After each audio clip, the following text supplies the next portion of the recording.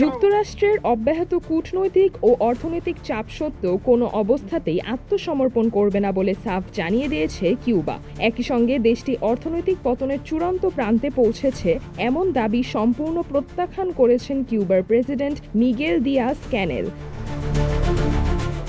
আন্তর্জাতিক সংবাদ মাধ্যমে দেওয়া এক সাক্ষাৎকারে তিনি জোর দিয়ে বলেন, সার্বভৌমত্ব ও জাতীয় আত্মমর্যাদা অক্ষুণ্ণ রেখে হাভানা ওয়াশিংটনের সঙ্গে শর্তহীন সংলাপে বসতে আগ্রহী। ব্রাজিল ভিত্তিক সংবাদ মাধ্যম ফোলহা দে এস পাওলোকে দেওয়া এক বিশেষ সাক্ষাৎকারে প্রেসিডেন্ট দিয়াস ক্যানেল জানান, ওয়াশিংটনের সাথে দ্বিপাক্ষিক আলোচনার পথ সুগম করতে কিউবা আন্তরিক, তবে যে কোনো ধরনের বৈরী বা চাপিয়ে দেওয়া পরিবেশে সুসংহত আলোচনা সম্ভব নয়। পারস্পরিক সম্মান ও কোনো পূর্বশর্ত ব্যতি রেখেই কেবল একটি কার্যকর কূটনৈতিক সংলাপ গড়ে উঠতে পারে।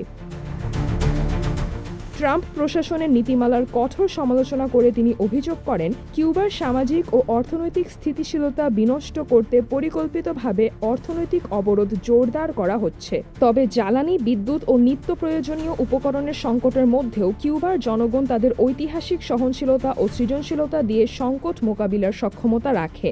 অভ্যন্তরীণ আমলাতান্ত্রিক জটিলতা ও সংস্কারের ধীরগতির কথা স্বীকার করলেও বর্তমান সংকটময় পরিস্থিতির জন্য যুক্তরাষ্ট্রের দশকের পর দশক ধরে চলা বাণিজ্যিক অবরোধকেই মূল অনুঘটক হিসেবে চিহ্নিত করেন তিনি।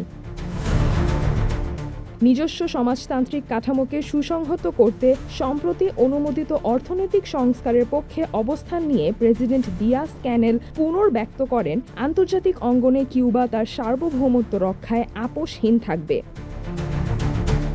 সিজরাতুল আভা, দৈনিক আওয়ার বাংলাদেশ।